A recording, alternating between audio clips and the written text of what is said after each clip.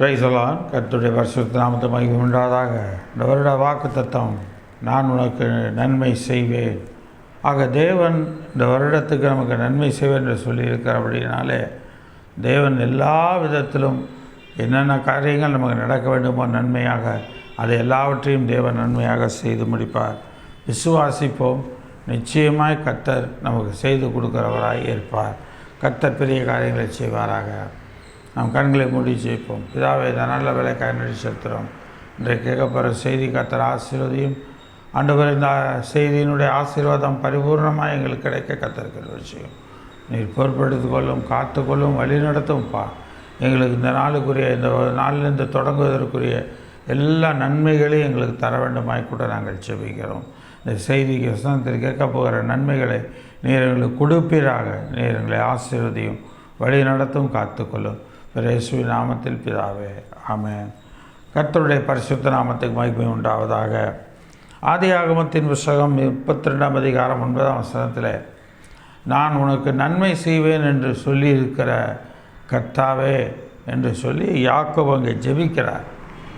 ஆக கர்த்தர் நமக்கு இன்றைக்கு வாக்கு கொடுத்துருக்கிறார். நான் உனக்கு நன்மை செய்வேன் என்று சொன்னால், நம்ம ஜெபிக்கும் பொழுது, ஆண்டவரே, இந்த 2026ஆம் ஆண்டிலே உனக்கு நன்மை செய்வேன் என்று சொல்லியிருக்கிற கர்த்தாவே, எனக்கு மெய்யாகவே இந்த வருடத்தில் நன்மை செய்வீராக. ஒவ்வொரு நாளும், ஒவ்வொரு வாரமும், ஒவ்வொரு மாதமும் எனக்கு நன்மையினால் என்னை நிரப்புவீராக, என்னை நன்மையினால் ஆசீர்வதிப்பீராக என்று சொல்லி கேட்பீர்களே. ஆனால் தேவன் அதற்குரிய ஆசீர்வாதத்தை, அதற்குரிய நன்மையை தேவன் உங்களுக்கு கொடுக்கிறவராக இருக்கிறார். கர்த்தருடைய நாமம் மகிமைப்படட்டும். இந்த நாளிலே நாம் பார்க்க போகிறோம் 3 வித நன்மைகளை கர்த்தர் நமக்கு கொடுக்கிறார். அதில் முதலாவது காரியமாக நாம் பார்க்க போகிறோம், தேசத்தின் நன்மையை கர்த்தர் கொடுப்பார். கர்த்தர் தேசத்தின் நன்மையை கொடுப்பார். ஆதியாகமத்தின் புத்தகம் 45ஆம் அதிகாரம் 20ஆம் வசனம், உங்கள் தட்டுமுட்டுகளை குறித்து கவலைப்பட வேண்டாம், எகிப்து தேசம் எங்கும் உள்ள நன்மை உங்களுடையதாக இருக்கும் என்று சொல்லி நான் இட்ட ஆணை கட்டளைப்படியை செய் என்றான். இஸ்ரவேலின் குமார் அப்படியே செய்தார்கள்.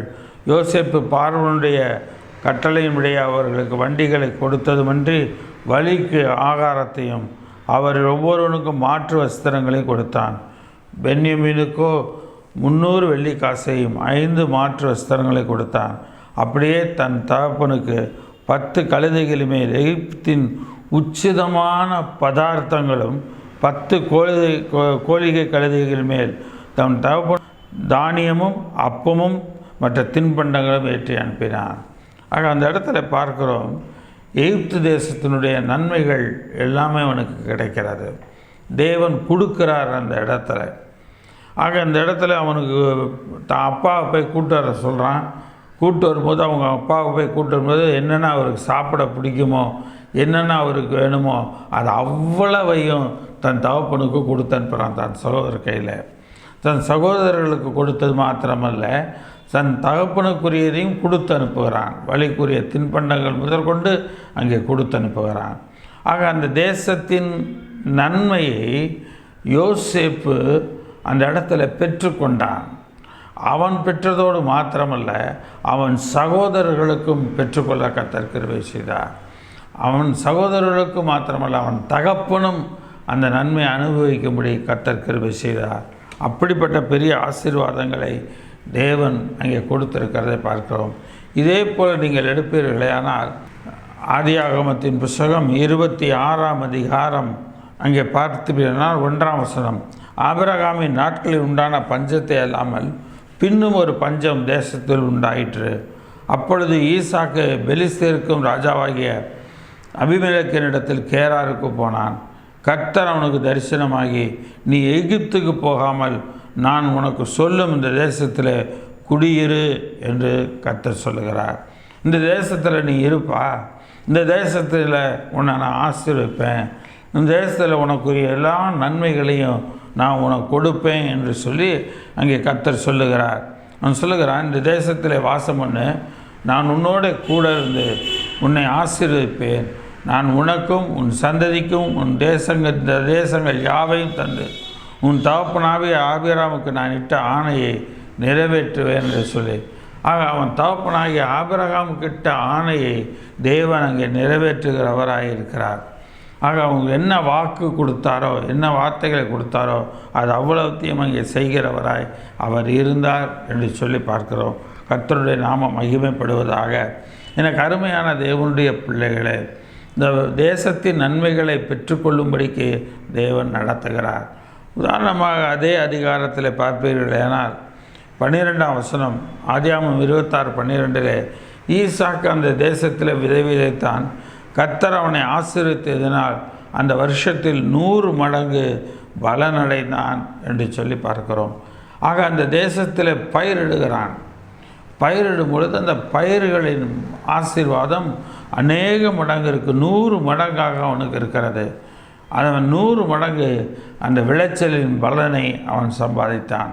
அந்த நாட்களில் இருக்கக்கூடிய விளைச்சல் உடைய எல்லா காரியத்தில் தேவன் அவனை ஆசீர்வதித்தார். அதே போல் இன்றைக்கு நாம் வாழ்கிற இந்திய தேசத்தில், இந்த தேசத்திலிருந்து வருகிற எல்லா நன்மைகளையும் நாம் அனுபவிக்கும்படி தேவன் நமக்கு செய்வார். நாம் விசுவாசத்தில் மாத்திரம் உறுதியாக இருக்க வேண்டும். அங்கே யோசேப்பிடத்தில் சொல்லுகிறான், எகிப்தியர் அதிபதியாகிய பார்வோன், இந்த தேசமெங்கும் இருக்கிறது, இங்கே உள்ள எல்லா நன்மைகளையும் உங்களுடையதாக இருக்கும், இங்கே உள்ள எல்லா நன்மையும், தேசத்தில் உள்ள எல்லா நன்மையும் உங்களுடையதாக இருக்கும். அந்த வார்த்தையின்படி நமக்கு இந்திய தேசத்தின் நன்மைகளை நமக்கு கொடுக்கிறவராக இருக்கிறார். நமக்கு விரோதமாக போராட்டங்கள் இருக்கலாம், நமக்கு விரோதமாக பிரச்சனைகள் இருக்கலாம், நமக்கு விரோதமாக மனுஷர்கள் எழும்பலாம். ஆனால் தேவன் சொன்ன வாக்கின்படி கர்த்தர் இந்த தேசத்தின் நன்மையை நமக்கு தருவார். இந்திய தேசத்தில் என்னென்ன நன்மைகள் வருகிறதோ அந்த நன்மைகளை தேவன் 100 மடங்கு பலனாக நமக்கு கொடுக்கிறவராக இருக்கிறார்.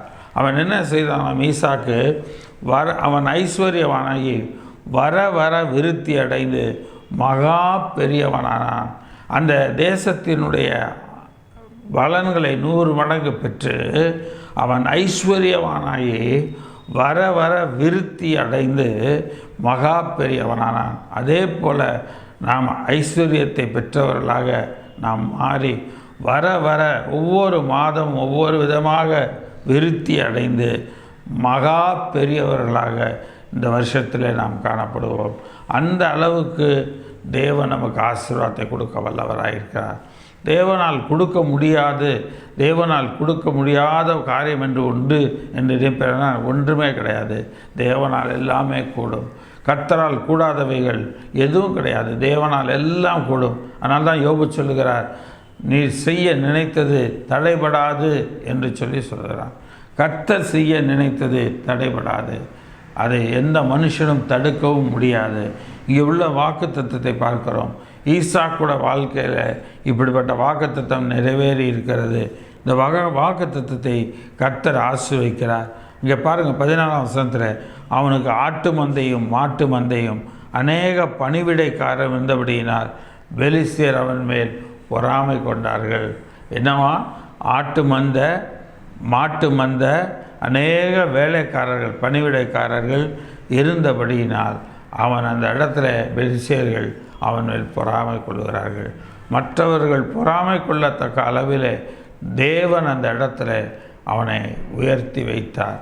அந்த தேசத்தின் நன்மையை பரிபூர்ணமாக அந்த இடத்துல அவனுக்கு கொடுத்தார். அந்த தேசத்தின் நன்மையை அவன் அனுபவிக்கிறவனாக இருந்தான், முற்றுமுடிய அனுபவிக்கிறவனாக இருந்தான். என கருமையான தேவனுடைய பிள்ளைகளே, கர்த்தர் நிச்சயமாக இந்த வருடத்தில் இந்த இந்திய தேசத்தின் இந்த தமிழ்நாட்டினுடைய நன்மைகள் எல்லாவற்றையும் நமக்கு தருகிறவராக இருக்கிறார். நிச்சயமாக தருவார்.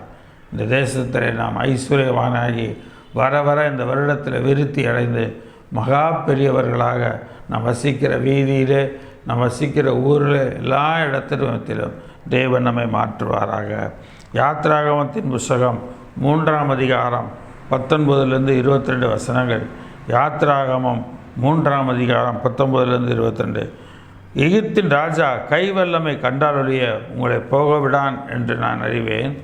ஆகையால் நான் என் கையை நீட்டி எகிப்தின் நடுவிலே நான் செய்யும் சகலவித அற்புதங்களினாலும் அதை வாதிப்பேன். அதற்கு பின் அவன் உங்களை போக விடுவான். அப்பொழுது இந்த ஜனங்களுக்கு எகிப்தியரின் கண்களில் தயவு கிடைக்க பண்ணுவேன்.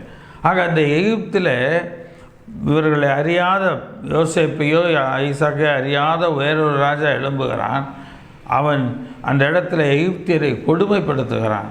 அவர் விடுகிற பெருமூச்சையும் விடுகிற கண்ணீரின் ஜெபத்தையும் கர்த்தர் கேட்டு அவர்கள் பிதாக்களுக்கு தேவன் ஆணையிட்டு கொடுத்த அந்த ஆணையை நினைவு கூர்ந்து அங்கே அவர்களை விடுவிக்க சித்தம் கொள்கிறார். அப்படி பார்வோனுடைய கைக்கு விடுவிக்கும் பொழுது அப்போ சொல்கிறாரு, எப்பா நீ வெளியில் வந்து எகிப்தை விட்டு வெளியில் வரும் பொழுது எல்லாருடைய மக்கள் கண்களில் தயவு கிடைக்க பண்ணுவேன். நீங்கள் வெளியே போகும்போது வெறுமையாய் போவதில்லை. நீ எகிப்தை விட்டு நீ போகும்போது நீ வெறுமையாக போவதில்லை. அதே மாதிரி நான் சொல்லுகிறேன் தேவனுடைய பிள்ளைகளை, இந்த வாரம் வெறுமையாகவே நீங்கள் போவது கிடையாது. இந்த வருஷத்துக்குள்ளே நீங்கள் இந்த தேசத்தின் தமிழ்நாட்டின் ஆசீர்வாதங்களை எல்லாம் நன்மைகளையெல்லாம் நீங்கள் பெற்று இந்த இடத்தை விட்டு நாம் ஒவ்வொரு மாதமும் கடந்து போகிறவர்களாய் நாம் இருப்போம். நாம் வெறுமையாய் மட்டும் போவது கிடையாது. தேவன் நம்மை வெறுமையாக அனுப்ப மாட்டார். இந்த மாதம் ஆசீர்வதித்து அடுத்த மாதம் ஆசீர்வதிக்காமல் போகிறவர் அல்ல நம்முடைய தேவன். ஒவ்வொரு மாதமும் நாம் வர வர விருத்தி அடைந்து நம்மை விருத்தி அடைய வச்சு பெருக செய்கிறவராக இருக்கிறார். கர்த்தருடைய நாமம் மையப்படுவதாக. 22ஆம் வசனத்தை பாருங்கள். ஒவ்வொரு ஸ்திரீயும் தன் தன் அயலாகத்திலும் தன் தன் வீட்டில் தங்குகிறவர்களிடத்திலும் வெள்ளி உடைமைகளையும் பொன்னுடைமைகளையும் வஸ்திரங்களையும் கேட்டு வாங்குவார். அவைகளை உங்கள் குமாரருக்கும் உங்கள் குமாரத்திகளுக்கும் தற்பித்து எகிப்தியரை கொள்ளையிடுவீர்கள். என்ன செய்கிறாராம்? அந்த நேரத்தில் ஊரை விட்டு வராங்க, எகிப்தை விட்டு விடுதலை பண்ணி கர்த்தர் கொள்ளையை கொண்டு வர்றார். அப்போ ஒவ்வொரு ஸ்திரீயும் தன் அயலால் இடத்திலும் தன் வீட்டில் தங்குகிறவரிடத்திலும் வெள்ளி உடைமைகளையும் பொன்னுடைமைகளையும் வஸ்திரங்களையும் கேட்டு வாங்குவார். 3 வாங்குறாங்க. வெள்ளி உடைமை, பொண்ணு உடைமை, அடுத்து வஸ்திரங்களை கேட்டு வாங்குவார். அவைகள் உங்கள் குமாரருக்கும் உங்கள் குமாரிகளுக்கும் தரிப்பித்து எகிப்தியரை கொள்ளையிடுவீர்கள். ஆக எனக்கு அருமையான தேவனுடைய பிள்ளைகளே, இந்த இடத்துல தேவன் அப்படிப்பட்ட ஒரு ஸ்லாக்கியத்தை ஆசீர்வாதத்தை கொடுக்கிறவராக இருக்கிறார். வெறுமனை மாத்திரம் நாம் இந்த வாரம் கடந்து போவது கிடையாது. வெறுமனை மாத்திரம் கடந்த நாட்களை நாம் கடந்து வர மாட்டோம். இந்த நாளுக்குரிய ஆசீர்வாதம், இந்த வாரத்துக்குரிய ஆசீர்வாதத்தை தேவன் நாம் பெற்றுக்கொள்ளும்படி செய்வார். நாம் இருக்கிற இடத்துல நாம் பெற்றுக்கொள்ளும்படி செய்வார். நாம் வேலை செய்கிற இடத்துல தேவன் அந்த வேலை செய்கிற இடத்தின் நன்மையை நாம் பெற்றுக்கொள்ளும்படி செய்வார். அந்த வருமானத்தின் நன்மையை நாம் பெற்றுக்கொள்ளும்படி செய்வார். எல்லாரும் இந்த காரியங்களை குறித்து கேட்டு ஆச்சரியப்படத்தக்க விதமாக நீங்கள் வேலை செய்கிற இடத்துல உயர்த்தப்பட்டிருப்பீர்கள். நீங்கள் வர வர உயர்த்தப்பட்டு விருத்தி அடைகிறவர்களாக நீங்கள் இருப்பீர்கள். தேவன் உங்களை ஆசீர்வதிக்கிறவராக இருக்கிறார். எனக்கு அருமையான தேவனுடைய பிள்ளைகளை, வேலை செய்கிற இடத்துல ஒரு நல்ல பதவிக்கு ஒரு நல்ல ப்ரமோஷனாக நீங்கள் நல்லா மேற்கொண்டு வருவீங்க. கர்த்தர் அப்படிப்பட்ட ஸ்லாக்கியத்தை உங்களுக்கு தருகிறவராக இருக்கிறார். எரேமியா தீர்க்கதரிசியின் புஸ்தகம் 31ஆம் அதிகாரம் 11ஆம் வசனம். எரேமியா 31:11. கர்த்தர் யாக்கோபை மீட்டு அவனிலும் பலத்தவனுடைய கைக்கு அவனை நீங்களாக்கி விடுகிறார். கர்த்தர் யாக்கோபு என்கிற இஸ்ரவேலை மீட்டு அவனிலும் பலத்தவனுடைய கைக்கு அவனை நீங்களாக்கி விடுகிறார். அவர்கள் வந்து சீயோனின் உச்சியிலே கெம்பீரித்து கர்த்தர் அருளும் கோதுமை, திராட்சரசம், எண்ணெய், ஆட்டுக்குட்டிகள், கன்றுக்குட்டிகள் என்பவைகளாகிய இந்த நன்மைகளுக்காக ஓடி வருவார்கள். அந்த நாளிலே இருந்த நன்மை கோதுமை, திராட்சரசம், எண்ணெய், ஆட்டுக்குட்டி, கன்றுக்குட்டி. இந்த 5 காரியங்கள் அந்த நாட்களிலேயே மிகப்பெரிய ஒரு ஐஸ்வர்யமாய் காணப்பட்டது. இன்றைய காலத்தில் நமக்கு ஒரு நல்ல வேலை, நல்ல படிப்பு, நம்ம நல்ல ஒரு வாகனம், நமக்கு ஒரு நல்ல வீடு, குடியிருக்க வீடு, இப்படி எல்லாம் இந்த காலத்தில் தேவையாக இருக்கிறது. இவைகளுக்காக நாம் தேவனிடத்தில் வர வேண்டும். எனக்கு அருமையான தேவனுடைய பிள்ளைகளை, நாம் வெறுமையாய் மாத்திரம் நாம் போகாதபடிக்கு தேவனிடத்தில் கேளுங்க. ஆண்டவரே, என்னை இந்த வாரம் ஆசீர்வதிப்பா. ஆண்டவரே, இந்த வாரத்தில் இன்னும் அதிகமாக நன்மையை நான் பெற்றுக்கொள்ள என்னை நீர் தகுதிப்படுத்தும் ஆண்டவரே. நீ செய்ய வேண்டுமாய் கூட நான் செபிக்கிறேன் என்று சொல்லி கேளுங்க. கர்த்தர் நிச்சயமாக உங்களுக்கு செவி கொடுக்கிறவராக இருக்கிறார். இங்கே பார்க்கிறோம், என்பவர்களாகி இந்த நன்மைகளுக்காக ஓடி வருவார்கள். அவருடைய ஆத்மா நீர்ப்பாய்ச்சலான தோட்டம் போல இருக்கும், அவர்களை நீ தொய்ந்து போவதில்லை. அவருடைய ஆத்மா நீர்ப்பாய்ச்சலான தோட்டம் போல் இருக்கும். அவங்களுடைய ஆத்மா நீர்ப்பாய்ச்சலான தோட்டம் போல் இருக்கும். அவர்கள் நீ தொய்ந்து போவதில்லை. அவங்க தொய்ந்து போக மாட்டாங்க. எனக்கு அருமையான தேவனுடைய பிள்ளைகளை, நீங்கள் தொய்ந்து போகாதபடிக்கு தேவன் உங்களை ஆசிர்வதிக்கிறவராக இருக்கிறார். அப்பொழுது கன்னிகைகளும் வாலிபரும் முதியோரும் கூட ஆனந்த களிப்பாய் மகிழ்வார்கள். நான் அவர்கள் துக்கத்தை சந்தோஷமாக மாற்றி அவர்களை தேற்றி அவர்கள் சஞ்சலம் நீங்க அவர்களை சந்தோஷப்படுத்துவேன். நான் அவர்கள் துக்கத்தை சந்தோஷமாக மாற்றி அவைகளை தேற்றி அவர்கள் சஞ்சலம் நீங்க அவர்களை சந்தோஷப்படுத்துவேன். தேவன் நம்ம என்ன செய்கிறார்? நம்முடைய துக்கத்தை எல்லாம் சந்தோஷமாக மாற்றுகிறார். கடந்த நாட்களிலே நாம் துக்கப்படும்படியாக இருந்த எல்லா நிலைகளையும் கர்த்தர் மாற்றி இங்கே சொல்லுகிறது போல, நான் அவர்கள் துக்கத்தை சந்தோஷமாக மாற்றுகிறார். அந்த முழுவதுமாக மாற்றி நம்மை தேற்றுகிறார். கவலைப்படாத, இந்த வருஷம் நான் உனக்கு வாக்கு கொடுத்துருக்கேன், இந்த வார்த்தைப்படி உனக்கு நன்மை கிடைக்கும், நீ பயப்படாத, நீ எதிரையும் சோர்ந்து போகாத, நல்ல தைரியமாக உற்சாகமாக இரு, இப்படி அழுதுகிட்டு இருக்காத, இப்படி முகம் சோர்ந்து போய் காணப்படாத, நீ நல்ல பிரிஸ்காக இரு, உனக்கு நிறைய நன்மை தருவேன் என்று சொல்கிறார். அவர்கள் சஞ்சலம் நீங்க அவர்களை சந்தோஷப்படுத்துவேன். அவர்களுடைய சஞ்சலம் நீங்க அவர்களை சந்தோஷப்படுத்துகிறார். ஆசாரியர்களின் ஆத்மாவை கொழுமையானவைகளின் பூரிப்பை கணக்குவேன். என் ஜனங்கள் நான் அளிக்கும் நன்மையினால் திருப்தியாவார்கள் என்று சொல்கிறார். என் ஜனங்கள் நான் அருளும் நன்மையினால் திருப்தி ஆவார்கள் என்று கர்த்தர் சொல்கிறார். கர்த்தர் கொடுக்கிற நன்மைகளினாலே இந்த வாரம் நாம் திருப்தி அடைய போகிறோம். இந்த வேலை செய்கிற இடத்துல நாம் எந்த இடத்துல இருக்கிறோமோ அந்த இடத்துல நாம் திருப்தியாக இருக்க போகிறோம். கர்த்தர் நான் அளிக்கும் நன்மையினால் திருப்தி ஆவார்கள் என்று சொல்கிறார். மத்தேயு சுவிசேஷம் 7ஆம் அதிகாரம் 7 முதல் 11 வசனங்கள். மத்தேயு 7ஆம் அதிகாரம் 7 முதல் 11 வசனங்கள். கேளுங்கள், அப்பொழுது உங்களுக்கு கொடுக்கப்படும். தேடுங்கள், அப்பொழுது கண்டடைவீர்கள். தட்டுங்கள், அப்பொழுது உங்களுக்கு திறக்கப்படும். ஏனென்றால் கேட்கிறவன் எவனும் பெற்றுக்கொள்ளுகிறான், தேடுகிறவன் கண்டடைகிறான், தட்டுகிறவனுக்கு திறக்கப்படும். ஆக கேளுங்கள், அப்பொழுது உங்களுக்கு கொடுக்கப்படும். நீங்கள் நம்ம கேட்கணும், வாயத்திறந்து, ஆண்டவரே இந்த நன்மை எனக்கு தாரும், ஆண்டவரே இந்த நன்மை எனக்கு இன்னும் கிடைக்காமல் இருக்கிறது, எனக்கு சஞ்சலமாக இருக்கிறது, எனக்கு துக்கமாக இருக்கிறது, என் சஞ்சலம் நீங்கள், என் துக்கம் நீங்கள், எனக்கு நீர் தாரும் ஆண்டவரே, நீர் எனக்கு தருவீராக என்று கேளுங்க. கர்த்தர் கேட்கிற எவனும் பெற்றுக்கொள்ளுகிறான் என்ற அந்த வார்த்தையின்படி நாம் பெற்றுக்கொள்ளும்படியாக தேவன் செய்கிறவராயிருக்கிறார். உங்களில் எந்த மனுஷனாலும் தன்னிடத்தை அப்பத்தை கேட்குற மகனுக்கு கல்லை கொடுப்பானா? மீனை கேட்டால் அவனை பாம்படை கொடுப்பானா?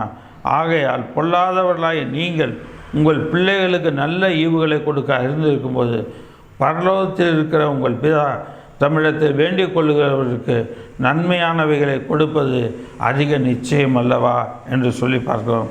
பரலோகத்தில் இருக்கிற உங்கள் பிதா தம்மிடத்தில் வேண்டிக் கொள்ளுகிறவர்களுக்கு நன்மையானவைகளை கொடுப்பது மிக அதிக நிச்சயம் அல்லவா?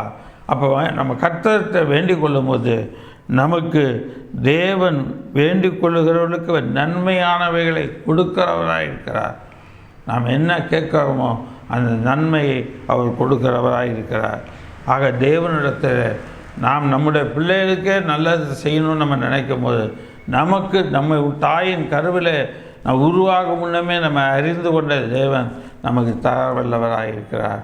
கர்த்தர் பெரிய காரியங்களை செய்ய வல்லவராக இருக்கிறார். எனக்கு அருமையான தேவனுடைய பிள்ளைகளே, வெறுமையாய் மாத்திரம் நாம் இந்த தேசத்தில் இருக்க போகிறதில்ல, வெறுமையாய் மாத்திரம் நாம் இப்படியே வாழ்ந்து இப்படியே வாழ்க்கை கழிச்சிட்டு போகிறதில்ல. தேவன் கொடுக்குற நன்மையினால் ஒவ்வொரு வாரமும் ஒவ்வொரு மாதமும் நாம் பெற்றுக்கொண்டு அவைகளில் முன்னேறி நாம் நடக்கிறவர்களாக இருப்போம். எரேமியா தீர்க்கதரிசியின் புஸ்தகம் 40ஆம் அதிகாரம் 9ஆம் வசனம். எரேமியா 40:9. அப்பொழுது சாப்பானுடைய குமாரனாகிய அகிகாமின் மகன் கெதலியா அவர்களை அந்த மனுஷரை நோக்கி, நீங்கள் கல்தேயரை சேவிக்க பயப்பட வேண்டாம், நீங்கள் தேசத்திலிருந்து பாபிலோன் ராஜாவை சேவியுங்கள், அப்பொழுது உங்களுக்கு நன்மை உண்டாகும்.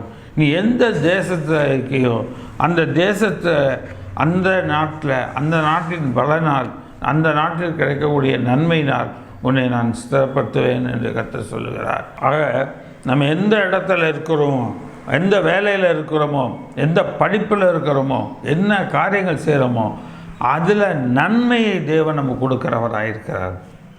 அந்தந்த காலத்தின் நன்மையை அதன் காலத்தின் நேர்த்தியாக நாம் கொடுக்கும்படியாக நம் வாழ்க்கையை கர்த்தர் மாற்றுகிறார். எனக்கு அருமையான தேவனுடைய பிள்ளைகளை, நாம் கர்த்தரை சார்ந்து வாழ்கிற ஒரு வாழ்க்கை வாழ்வோம். கர்த்தரை சார்ந்து வாழும் பொழுது தேவன் நம்முடைய இந்த பட்டணத்தை, இந்த தேசத்தின் நன்மையினால் நம்மை திருப்தி ஆக்குவார். நாம் விருத்தி அடைந்து பெரிய காரியங்களை நம்முடைய வாழ்க்கையில் அனுபவிப்போம். நம்புங்க, நிச்சயமாக சொல்கிறேன். இந்த மாதம் ஆனாலும் இந்த வருஷம் ஆனாலும் உங்களுக்கு எல்லா நன்மையும் கிடைக்க கர்த்தர் கிருபை செய்வார். கர்த்தருடைய வருகை தாமதித்தார். இந்த வருஷத்தை முடித்து புது வருஷத்துக்குள்ளே போகும்போது கர்த்தர் அபரிவிதமான ஆசீர்வாதத்தை கர்த்தர் நமக்கு கொடுப்பார். அபரிவிதமான நன்மையை தேவன் நமக்கு கொடுப்பார். ஆக இரண்டாவது காரியம், நிந்தைக்கு பதிலாக நன்மை கொடுப்பேன் என்று தாவீதுடைய காரியம். நிந்தைக்கு பதிலாக நமக்கு நன்மையை கொடுப்பார். இதுக்கு உதாரணமாக இதுக்கு உதாரணத்தை பார்த்தோம் அந்த இடத்துல. இப்போ இங்கே பார்க்குறோம். 2 சாமுவேலின் புஸ்தகம் 16ஆம் அதிகாரம் 5ஆம் வசனத்தில் பார்ப்போம். தாவீது ராஜா பகுரி மட்டும் வந்தபோது, இது சவுல் வீட்டு வம்சத்தானாக இருக்கிற கேராவின் குமாரனாகிய சீமை என்னும் பேருள்ள ஒரு மனுஷன் அங்கேருந்து புறப்பட்டு தூசித்து கொண்டே நடந்து வந்து சகல ஜனங்களும் சகல பலசாலிகளும் தாவீதின் வலதுபுறமாக இடதுபுறமாக நடக்கையில் தாவீதின் மேலும் தாவீது ராஜாவுடைய சகல ஊழியக்காரர் மேலும் கற்களை எறிந்தான். ஸ்ரீமேயை அவனை தூஷித்து, இரத்த பிரியனே, பேலியாளின் மகனே, தொலைந்து போ, சவுலின் ஸ்தானத்தில் ராஜாவாக உன்மேல் கர்த்தர் சவுல் வீட்டாரின் இரத்த பலியை திரும்ப பண்ணினார். கர்த்தர் ராஜ்யபாரத்தை உன் குமாரனாகிய அப்சலோம் கையில் ஒப்பு கொடுத்தார். இப்போதும் இதோ உன் அக்கிரமத்தில் அகப்பட்டாய், நீ இரத்த பிரியனான மனுஷன் என்றான்.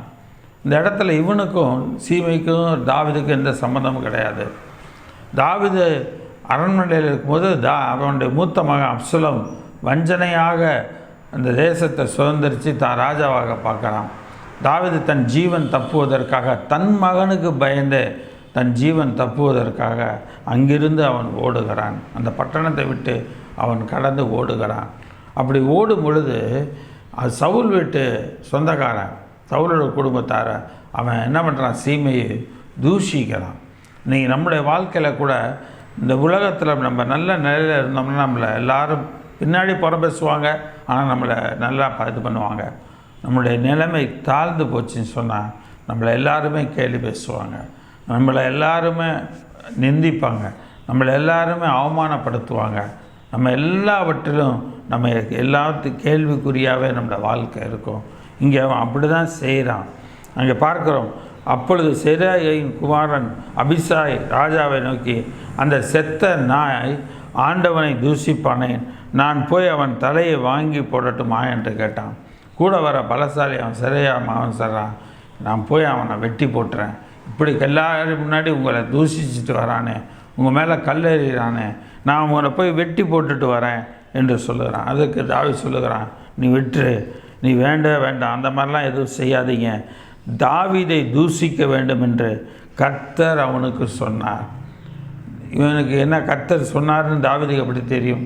இங்கே பார்க்குறோம். அவன் தாவீதை தூஷிக்க 10ஆம் வசனத்தில் தாவீதை தூஷிக்க வேண்டும் என்று கர்த்தர் அவனுக்கு சொன்னார். ஆகையால் ஏன் இப்படி செய்கிறாய் என்று கேட்கத்தக்கவன் யார்?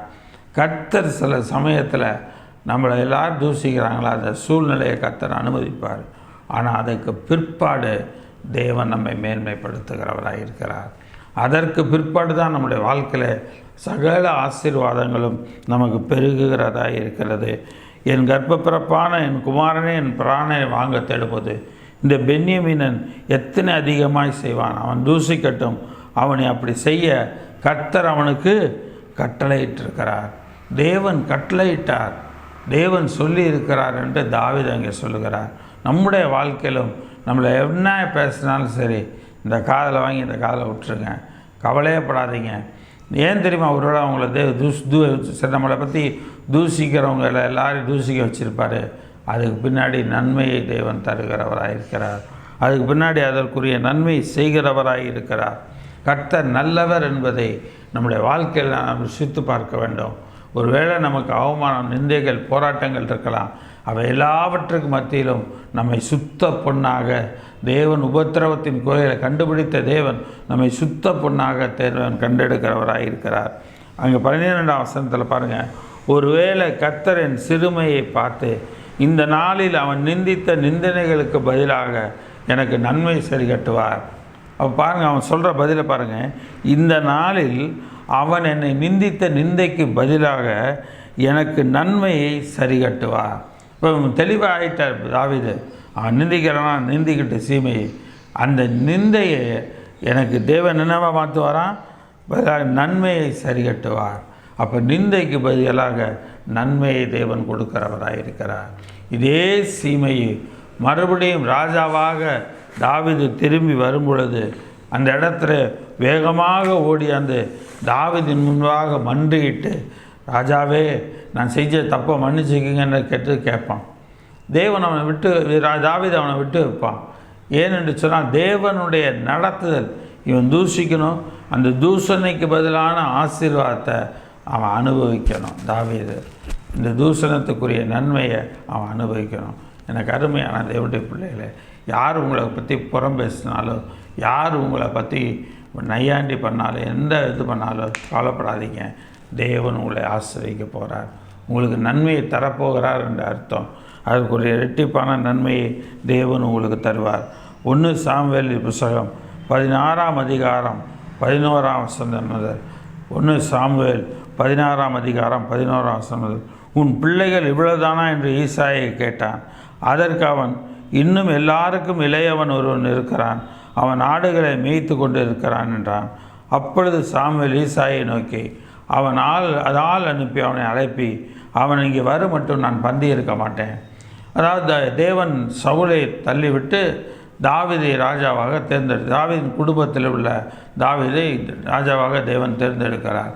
அப்போ பார்க்குறான், தாவீதை தவிர மற்ற எல்லாரையும் காமிச்சிட்டான். அப்போது உடனே இந்த இடத்துல சாமுவேல் கேட்குறான் ஈசாயிட்ட, இவ்வளோதானா அவன் பிள்ளைங்க? இல்லை, இன்னொருத்தன் இருக்கான் கடைசிப்ப, அவன் ஆடு மேய்ச்சிட்ருக்கான், நீ அவனை கூட்டு வா அப்படின்றான். என்ன நடக்கிறது? ஆள் அனுப்பி அவனை அழைப்பித்தான். அவன் சிவந்த மேனியும் அழகிய கண்களும் நல்ல ரூபமுள்ளவனுமாயிருந்தான். அப்பொழுது கர்த்தர், இவன் நீ எழுந்து இவனை அபிஷேகம் பண்ணு என்றார். இவன் தான், நீ எழுந்து அபிஷேகம் பண்ணு. எப்படிப்பட்டவனாக இருந்தானா? சிவந்த மேனி, அழகிய கண்கள், நல்ல ரூபம் உள்ளவனாக இருந்தான். இவன் வேலை என்ன வேலை தெரியுங்களா? ஆடு மேய்க்கிற வேலை. இந்த வெயில், மரத்தடியில் உட்காந்துருப்பான், வெயில் படும், எவ்வளவோ காரியங்கள் இருக்குது, எல்லாம் கருத்து போயிருப்பாங்க. ஆனால் இவன் பாருங்கள், சிவந்த மேனி உள்ளவனாக இருந்தான், அழகிய கண்கள் இருந்தது, நல்ல ரூபம் உள்ளவனாக இருந்தான். அவனுடைய சரீரம் நல்லபடியான ஒரு ரூபம் உள்ளதாக அங்கே இருந்தது என்று பார்க்கிறோம். அருமையான தேவனுடைய பிள்ளைகளே, தேவன் அவனை தான் ராஜாவாக அபிஷேகம் பண்ணுகிறார். ஆக தேவன் அந்த அபிஷேகத்தை பண்ணின பிற்பாடு சாமுவேல் மூலமாக அவன் எல்லாவற்றிலும் பாருங்கள், வாசி பாருங்கள் 13ஆம் வசனம். அப்பொழுது சாமுவேல் தைல கொம்பை எடுத்து அவனை அவன் சகோதரர் நடுவில் அபிஷேகம் பண்ணினான். அந்நாள் முதற்கொண்டு கர்த்தருடைய ஆவியானவர் தாவீதின் மேல் வந்து இறங்கினார். இவன் கொம்பினால் எடுத்து அந்த அபிஷேகம் பண்ணுறான். அபிஷேகம் பண்ண நாள் முதல் கர்த்தருடைய ஆவியானவர் தாவீதின் மேல் வந்து இறங்கினார். ஆகவே தாவீது மேல் தேவ ஆவி இறங்கினது என்று பார்க்கிறோம். ஸோ இந்த தாவீதுக்கு விரோதமாக சவுல் எவ்வளவோ முயற்சிகளை மேற்கொள்கிறான் வீழ்த்த வேண்டும் என்று சொல்லி. ஆனால் அதே சவுலுடைய ஊழியக்காரர்கள் தாவீதை குறித்து சொல்வதை பாருங்கள். 17-18ஆம் வசனம். 1 சாமுவேல் 16-17-18. சவுல் தன் ஊழியக்காரரை பார்த்து, நன்றாய் வாசிக்கத்தக்க ஒருவனை தேடி என்னிடத்தில் கொண்டு வாருங்கள் என்றான். அப்பொழுது அந்த வேலைக்காரர் ஒருவன் பிரதியுத்தரமாக, இதோ பெத்லகேமியனாகிய ஈசாயின் குமாரன் ஒருவனை கண்டிருக்கிறேன். அவன் வாசிப்பதில் தேறினவன், அவன் பராக்கிரமசாலி, யுத்த வீரன், காரிய சமர்த்தன், சௌந்தரியம் உள்ளவன், கர்த்தர் அவனோட கூட இருக்கிறார். என்னென்ன சொல்கிறான்? வாசிப்பதில் தேறினவன், பராக்கிரமசாலி, யுத்த வீரன், காரிய சமர்த்தன், சௌந்தரியம் உள்ளவன், கர்த்தர் அவனோடு கூட இருக்கிறார். ஆக 6 காரியங்களை திட்டமாக சொல்லுகிறான்.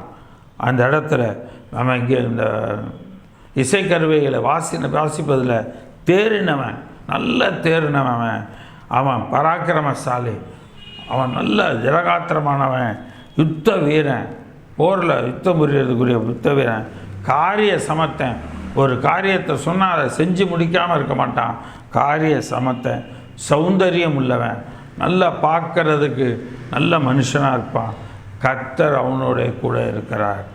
உடனே அப்பொழுது சவுல் ஈசாயிடத்தில் ஆட்களை அனுப்பி, ஆட்டு மந்தையில் இருக்கிற உன் குமாரனாகிய தாவீதை என்னிடத்தில் அனுப்பு என்று சொல்லுகிறான் என்று பார்க்கிறோம். இல்லை, ஆட்டு மந்தையில் இருக்கிற அவனை இங்கே அனுப்பு என்று சொல்லுகிறான். வாசிக்கலாம் பாருங்கள், 21ஆம் வசனம்.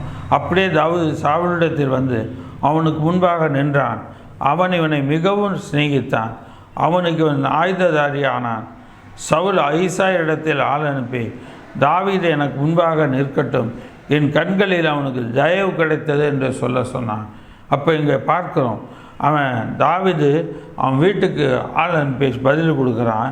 என் கண்களில் தயவு கிடச்சிச்சு. சவுல்ராஜா சொல்கிறான், என் கண்களில் தயவு கிடச்சிச்சு, அவன் என்கிட்ட இருக்கட்டும் என்று சொல்லி அவன் அங்கே அனுப்புகிறான்.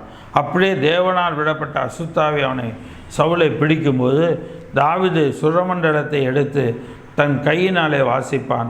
அப்பொழுது அந்த பொல்லாத ஆவி அவனை விட்டு நீங்க சவுல் ஆறுதல் அடைந்து சொஸ்தமாவான். ஆக அந்த இடத்துல பார்க்கிறோம், இந்த சுரமண்டலத்தை வாசிக்கும் போது அந்த ஆவி ஓடுது. ஏன்னா தாவீது சுரமண்டலத்தை வாசிக்கும் போது தேவனை குறித்து உயர்த்தி பாடுகிற பாடல்கள் தான். தாவீது நிறைய சங்கீதங்களை பாடியிருக்கிறார், நிறைய காரியங்களை செய்திருக்கிறார். ஆக அந்த சங்கீதங்களை இசைகளை வாசித்து கர்த்தருடைய நாமத்தை உயர்த்தி பாடுகிறபடினாலே அவன் என்ன செய்கிறது?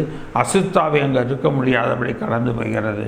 நம்முடைய வாழ்க்கையிலும் கூட சில பிசாசின் போராட்டங்கள் இருக்குமானால், சில பிசாசினுடைய தொந்தரவுகள் இருக்குமானால், நாம் கர்த்தரை துதித்து பாடுவோமானால் நிச்சயமாக கர்த்தர் நம்மை ஆசீர்வதிப்பார். நிச்சயமாக கர்த்தர் நம்மை மேன்மைப்படுத்துகிறவராயிருக்கிறார். ஏசாயா தீர்க்கதரிசியின் புத்தகம் 51ஆம் அதிகாரம் 7ஆம் வசனம் முதல் பார்க்கிறோம். ஏசாயா 51:7 முதல். நீதியை அறிந்தவர்களே, என் வேதத்தை இருதயத்தில் பதித்திருக்கிற ஜனங்களே, எனக்கு செவி கொடுங்கள். மனுஷரின் நிந்தனைக்கு பயப்படாமலும் அவர்கள் தூஷணங்களால் கலங்காமலும் இருங்கள். இல்லையா? நீதி அறிந்தவர்களே, என் வேதத்தை இருதயத்தில் பதித்திருக்கிற ஜனங்களே, எனக்கு செவி கொடுங்கள். மனுஷரின் நிந்தனைக்கு பயப்படாமலும் அவர்கள் தூஷணங்களால் கலங்காமலும் இருங்கள். பொட்டு பூச்சி அவர்களை ஆஸ்திரத்தை போல அரித்து புழு அவர்களை ஆட்டு மயிரை போல தின்னும். என்னுடைய நீதியோ என்றென்றைக்கும் நிலைக்கும், என் ரட்சிப்பு தலைமுறை தலைமுறை தோறும் இருக்கும். கர்த்தர் சொல்லுகிற வார்த்தை. மனுஷருடைய நிந்தைக்கு பயப்படாத, அவங்களுடைய தூஷணங்களுக்கு கலங்காத. நான் எல்லாருக்கும் ரட்சிப்பை கொடுக்குற தேவனா, தலைமுறை தலைமுறைக்கு அந்த ரட்சிப்பு இருக்கும். எலும்பு எலும்பு பலன்கொள், கர்த்தரின் புயமே நீ எலும்பு. முந்தின நாட்களிலும் பூர்வ தலைமுறைகளிலும் எலும்பினபடி எலும்பு. ராகாப்பை தண்டித்ததும் வலு சர்ப்பத்தை வதைத்ததும் நீதான் அல்லவா? நீதான பிசாசோட கிரியைகளெல்லாம் மேற்கொண்ட. உன் கடந்த கால வாழ்க்கையில் எவ்வளோ அதிகமாக ஜெபம் பண்ண, எவ்வளோ அதிகமாக ஸ்தோத்திரம் பண்ண, எவ்வளோ என்னுடைய நாமத்தை உயர்த்தி பாட்டெல்லாம் இது பண்ணிகிட்டு இருந்த. இப்போ நீ அப்படி செய்ய, நீ பலன் கொள். உனக்கு நான் உறுதியாக சொல்லுகிறேன், உன்னுடைய பழைய நிலைக்கு நீ வருவ. நீ அதை மாதிரி எழுந்திரிச்சு பாடு என்று சொல்லுகிறார்.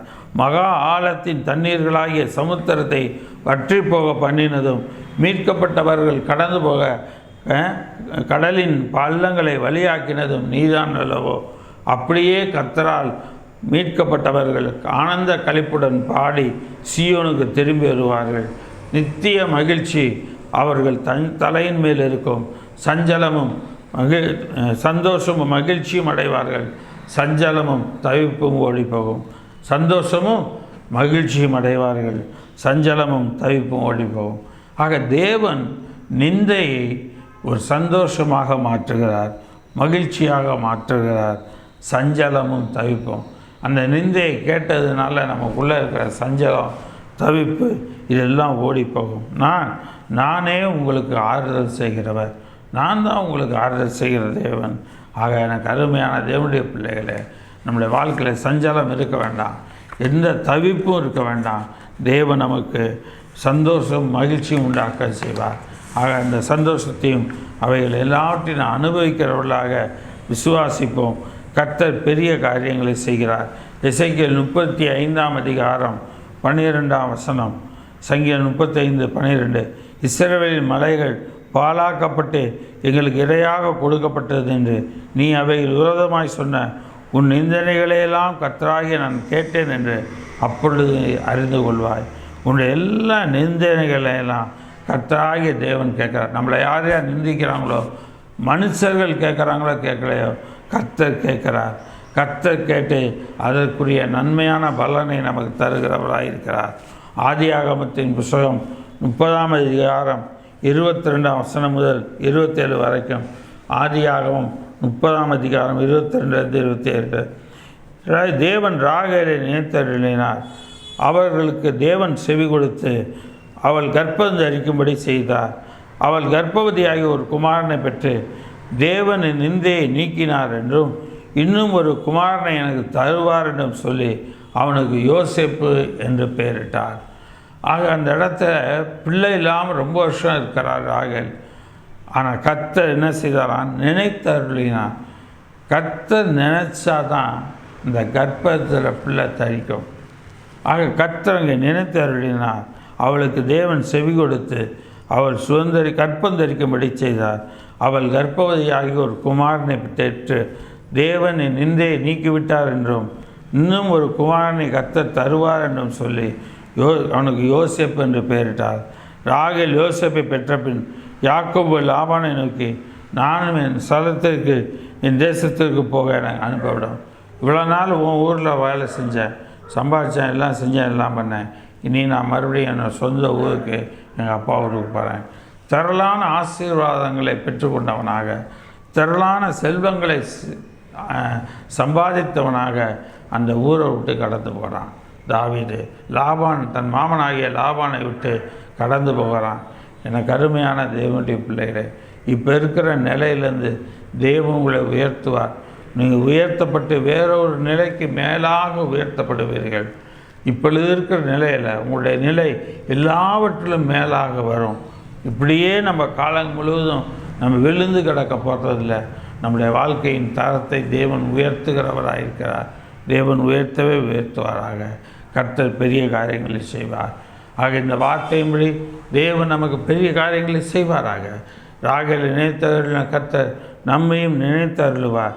நமக்கு தேவன் செவி கொடுத்து நமக்கு எல்லா காரியம் ஆகும்படி நமக்கு தேவன் கிரியை செய்கிறவராக இருக்கிறார். நம்முடைய எல்லா நிந்தையையும் நீக்கிவிட்டார். எப்படி ராகேலை நிந்தையை நீக்கிவிட்டாரோ அதே போல் நம்முடைய மேல் இருக்கிற நிந்தையும் தேவன் நீக்கி விடுகிறவராக இருக்கிறார். வாசிக்கலாம். 3வது குறிப்பு, இரட்டிப்பான நன்மையை கர்த்தர் கொடுக்கிறார். 3வது தலைப்பு, இரட்டிப்பான நன்மையை தேவன் கொடுக்கிறார் என்று சொல்லி பார்க்கிறோம்.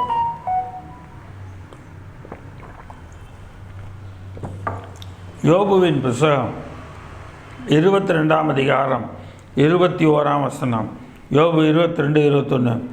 நீர் அவரோடைய பழகி சமாதானமாயிரும், அதனால் உமக்கு நன்மை வரும். அவர் வாய் நின்று பிறந்த வேத பிரமாணத்தை ஏற்றுக்கொண்டு அவர் வார்த்தைகள் நம்முடைய இருதயத்தில் வைத்து கொள்ள வேண்டுகிறேன். நீர் அவருடைய கர்த்தருடைய பழகி சமாதானமாயிரும், அதனால் உமக்கு நன்மை வரும். நாம் தேவனோடு கூட பழகுகிற ஒரு அனுபவம் இருக்க வேண்டும். ஜெபத்தின் மூலமாக பழகலாம். தேவனை துதித்து பாடுவதன் மூலமாக தேவனோடு நெருங்கி பழகலாம். தேவனை தியானிக்கிறதுபடினாலே நாம் நெருங்கி பழகலாம். அப்படி நாம் தேவனோடு நெருங்கி ஜீவிப்போமானால், பழகுகிறவர்களாக இருப்போமானால் நமக்கு நன்மை பயணம் வரும். நன்மையை தேவன் நமக்கு கொடுக்கிறவராக இருக்கிறார். 25ஆம் வசனத்தை பாருங்கள். நீர் செல்வவர்களிடத்தில் மனம் திரும்பினால் திரும்ப கட்டப்படுவீர். அக்கிரமத்தை உமது கூடாரத்துக்கு தூரமாக்குவீர். அப்பொழுது தூளைப் போல பொன்னையும் ஆற்று கற்களைப் போல ஒப்பீரின் தங்கத்தையும் சேர்த்து வைப்பீர். அப்பொழுது சர்வ வல்லவர் தாமே உமக்கு பசும் பொன்னும் உமக்கு சொக்க வெள்ளியுமாய் இருப்பார். அப்பொழுது சர்வ வல்லவர் மனமகிழ்ச்சியாக இருந்து தேவனுக்கு நேராக உமது முகத்தை ஏறெடுப்பீர். நீர் அவரை நோக்கி விண்ணப்பம் பண்ண அவர் உமக்கு செவி கொடுப்பார். சொல்கிறான் அந்த இடத்துல, நீ கர்த்தரோட பழகி நீர் நன்மை பயனாக வரும். என்ன நன்மை பயனாக வரும்? அந்த இடத்துல நீ ஜெபம் பண்ணுவ, விண்ணப்பம் பண்ணுவ, அதற்கு அவர் செவி கொடுப்பார். அந்த என்ன பொருத்தனை பண்ணியோ அந்த பொருத்தனையெல்லாம் நீ செலுத்தும்படியாக தேவன் செய்கிறார். குற்றமற்றாதவனையும் கூட தப்பு வைப்பார். உம்முடைய கைகளின் சுத்தத்திற்கும் அவன் தப்பி போவான் என்றான். ஆக எல்லா நிலைகளிலும் தேவன் அங்கே உயர்த்துகிறவராக இருக்கிறார். நீர் அவரை நோக்கி விண்ணப்பம் பண்ண அவர் உமக்கு செவி கொடுப்பார். செவி கொடுப்பார் என்கிற அந்த நன்மையை தேவன் நமக்கு கொடுக்கிறார். எனக்கு அருமையான தேவனுடைய பிள்ளைகளே, ஆக தேசத்தின் நன்மையை கொடுத்த தேவன் நிந்தலைக்கு பதிலாக அந்த இடத்துல நமக்கு ஆசீர்வாதத்தை கற்று கொடுக்கிற தேவன், நன்மையை கொடுக்கிற தேவன். மூன்றாவதாக இரட்டிப்பான நன்மையை தேவன் நமக்கு கொடுக்கிறவராக இருக்கிறார். யோபுவின் புத்தகம் 42:8 பார்க்கிறோம். ஆதலால் நீங்கள் 7 காளைகளையும் 7 ஆட்டுக்கடாக்களையும் தெரிந்து கொண்டு என் தாசனாகி யோபினிடத்தில் போய் உங்களுக்காக சர்வாங்க தகன பலி செலுவான். அப்பொழுது தாசனாகி யோபுவும் உங்களுக்காக வேண்டுதல் செய்வான். நான் அவன் முகத்தை பார்த்து உங்களை உங்கள் புத்தியினதுக்கு தக்கதாக நடத்தாதிருப்பேன். என் தாசனாகி யோபு பேசின போல் நீங்கள் என்னை குறித்து நிதானமாய் பேசவில்லை என்றார். ஆக அந்த இடத்துல யோபு எவ்வளவோ சோதிக்கப்படுறான். ஆனால் சோதிக்கப்பட்டால் கூட அந்த இடத்துல ஒரு நிலையிலும் கர்த்தரை குறித்து புத்தியீனமாக பேசலை. ஆனால் இவங்க அவனை தேற்றவரேன்னு சொல்லி வந்தவங்க புத்தியீனமாக பேசுகிறாங்க. அப்போ கர்த்தர் சொல்கிறாரு, யோபு பேசுனது போல் நீங்கள் பேசலை, நீங்கள் என்னை குறித்து நிதானமாக பேசலை. கர்த்தரை குறித்து ஆமாம் பார்க்குறாரா, கர்த்தர் இருக்கிறான்னு சொல்லி இவ்வளோ நாள் ஜெபம் பண்ணோம், இவ்வளோ நாள் சர்ச்சுக்கெல்லாம் போனோம், என்ன நடந்துச்சு, என்ன நமக்கு கிடச்சிச்சு? அதெல்லாம் கர்த்தர் நிச்சயமாய் செய்கிறவராக இருக்கிறார். கர்த்தர் அப்படிப்பட்ட காரியங்கள் செய்கிறார். 10ஆம் வசனத்தை பாருங்கள். யோபு தன் சிநேகிதருக்காக வேண்டுதல் செய்தபோது கர்த்தர் அவன் சிறையிருப்பை திருப்பி மாற்றினார். யோபுவுக்கு தன் முன்னிருந்த எல்லாவற்றை பார்க்கலும் 2 அத்தனையாய் கர்த்தர் அவனுக்கு தந்தருளினார். யோபுவுக்கு முன்னிருந்த எல்லாவற்றை பார்க்கலும் 2 அத்தனையாய் கர்த்தர் அவனுக்கு தந்தருளினார். அதனுடைய சிறப்பு என்ன தெரியுங்களா? அப்பொழுது அவனுடைய எல்லா சகோதரிகளும் முன் அவனுக்கு அறிமுகமான அனைவரும் அவனிடத்தில் வந்து அவன் வீட்டிலே அவனோடு போஜனம் பண்ணி கர்த்தர் அவன் மேல் வரப்பண்ணின தீங்கி நிமித்தம் அவனுக்காக அங்கலாய்த்து அவனுக்கு ஒரு ஆறுதல் சொல்லி அவரவர் ஒவ்வொரு வெள்ளிக்காசையும் அவரவர் ஒவ்வொரு பொன்னாபரணத்தையும் அவனுக்கு கொடுத்தார்கள். எல்லாரும் எப்போங்க உதவி செய்வாங்க? கஷ்டப்படும் பொழுது உதவி செய்வாங்க. இங்கே வாழ்க்கையில் கஷ்டப்படும் போது ஒருத்தர் உதவி செய்யலை. அண்ணங்காரன், தம்பிக்காரன், சொந்த மாமன், மச்சினை யாரும் வரல. ஆனால் கர்த்தர் மறுபடியும் 2 அத்தனையாக கொடுத்து உயர்த்தப்பட்ட பிற்பாடு இப்போ எல்லா சொந்த பந்தமும் வருது. வந்து இப்போ அங்கலாய்க்கிறாங்களாம், என்னையா உன் வாழ்க்கையில் கடவுள் இப்படி சோதிச்சிட்டாரு அப்படி சொல்லி அங்கலாய்க்கிறாங்களாம். கர்த்தர் யோபின் முன்னிலைமையை பார்க்கலாம் அவன் பின்னிலைமையை ஆசீர்வதித்தார்.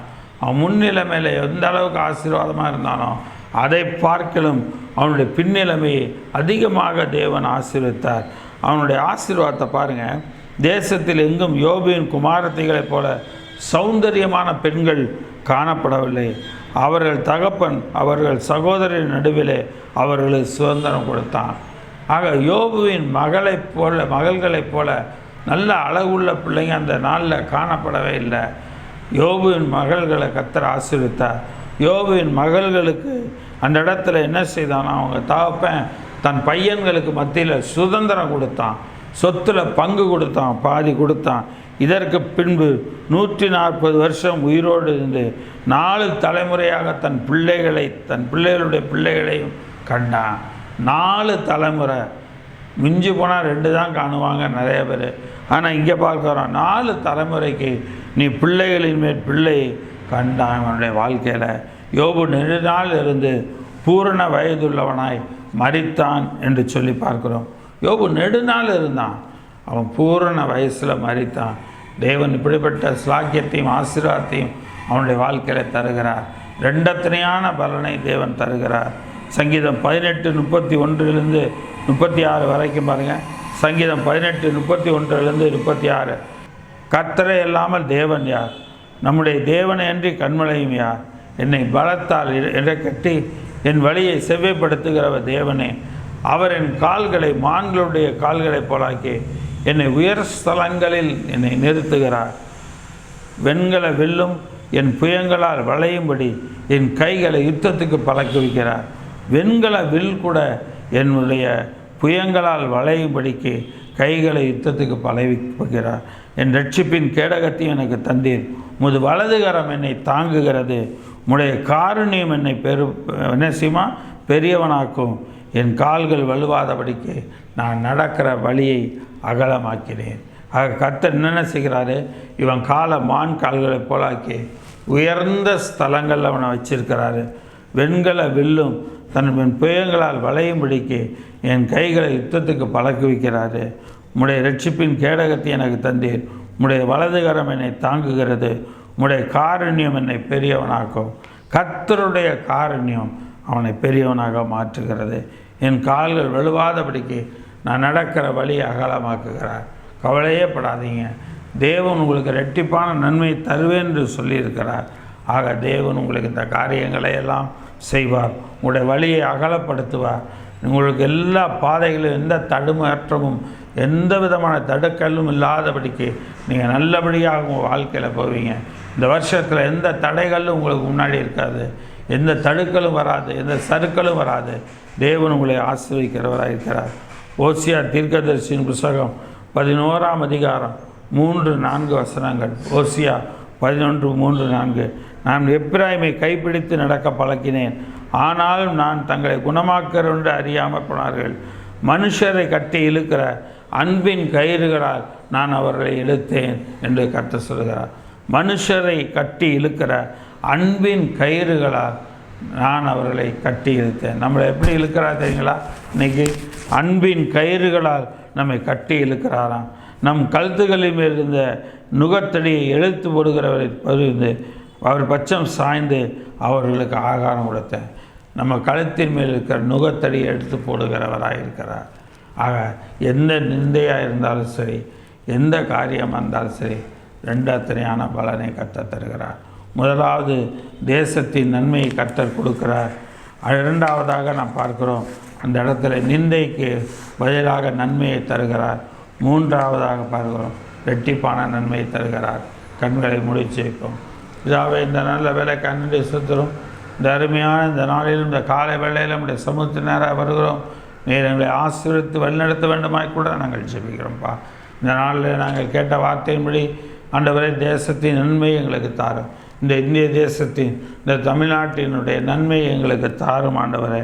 அப்பா அதோடு கூட மாத்திரமல்ல ஆண்டவரே, கர்த்தாவே ஸ்தோத்திரப்பா, எங்களுக்கு விரோதமாக நிந்தித்த எல்லா மனுஷருடைய நிந்தைக்கு பதிலாக எங்களுக்கு நல்ல ஆசீர்வாதமான ஆண்டவரே மகிழ்ச்சியும் சந்தோஷமும் நிறைந்த காலங்களை எங்களுக்கு இந்த வருடத்தில் தாரப்பா. கடந்த வருடங்களில் எவ்வளோ நிந்தைகளை அனுபவித்தோம். அதற்கு மாற்றாக இந்த வருடத்தில் எங்களுக்கு சஞ்சலமும் தவிப்பும் ஓடி போய் மகிழ்ச்சியும் சந்தோஷமும் எங்கள் தலைமையில் இருக்க கர்த்தர் கிருபை செய்வீராக. தொடர்ந்து எங்களை காத்து வழி நடத்தும் ஆண்டவரே. ரெண்டத்தனையான ஆசீர்வாதங்கள் எங்களை தாரும். யோபுவுக்கு ரெண்டத்தனையான ஆசீர்வாதங்களை கொடுத்த தேவன் எங்களுக்கு தர வேண்டுமாய் கூட நாங்கள் ஜெபிக்கிறோம். நம்பிக்கையுடைய சிறைகளை அரணுக்கு திரும்புங்கள், ரெட்டிப்பான நன்மையை தருவேன், இன்றைக்கே தருவேன் என்று சொன்ன கர்த்தர் இன்றைக்கு வந்திருக்கிற நம்முடைய பிள்ளைகளாக எல்லாருக்கும், இப்போ ஜெபம் பண்ணி கொண்டிருக்கிற நம்முடைய பிள்ளைகள் எல்லாருக்கும் ரெட்டிப்பான நன்மையை நீ தருவீராக. ரெட்டிப்பான ஆசீர்வாதத்தை நீ தருவீராக ஆண்டவரே. சின்ன குழந்தை முதல் பெரிய பிள்ளைகள் வரைக்கும், பெரியவர்கள் வரைக்கும், வயது முதிர்ந்தவர்கள் வரைக்கும் எல்லாருக்கும் தேவையான நன்மைகளை, எல்லாருக்கும் தேவையான சுகம் என்னும் நன்மையை, விடுதலை என்கிற நன்மையை, ஆசீர்வாதம் என்கிற நன்மையை கர்த்தர் நீ தருவீராக. நல்ல பலவீனத்திலிருந்து பலப்படுத்துதல் என்கிற நன்மையை தருவீராக. கர்த்தர் பொருளாதாரத்தில் மேன்மை என்னும் நன்மையை நீ தருவீராக. பொருளாதாரத்தை மேன்மைப்படுத்தும்படியாக ஜெபிக்கிறோம். தொடர்ந்து நீர் காத்துக்கொள்ளும், வழி நடத்தும், ஆசீர்வதியும். சுரிகன மகிமையில் நமக்கே எடுக்கிறோம். கர்த்தருடைய செம்மை பெருமான இயேசு மூலம் இருக்கிற ஜீவனுள்ள பிதாவே ஆமென். என் ஆத்மாவே கர்த்தரை ஸ்தோத்திரி, என் முழுவதுமே பரிசுத்த நாமத்தை ஸ்தோத்திரி. என் ஆத்மாவே கர்த்தரை ஸ்தோத்திரி, கர்த்தர் செய்ய சகல உபகாரங்களை மறவாதே ஆமென். கர்த்தனுடைய கர்த்தராகிய இயேசு கிறிஸ்துவினுடைய கிருபை, பிதாவாகிய தேவனுடைய அன்பும், பரிசுத்தாவினுடைய வழிநடத்தல், பக்கபலம், பாதுகாப்பும், ஐக்கியமும் இன்றும் என்றும் சதா காலங்களிலும் நமக்கு நன்மையாக இருப்பதாக ஆமென் ஆமென் ஆமென். கர்த்தர் உங்களை ஆசீர்வதிப்பார். கர்த்தர் இந்த இந்திய தேசத்தின் நன்மையை உங்களுக்கு தருவார். உங்களுடைய நிந்தைக்கு பதிலாக நன்மையை தருவார், இரட்டிப்பான நன்மையை தருவார். ஆமென் ஆமென் ஆமென். கர்த்தர் உங்களை ஆசீர்வதிப்பார்.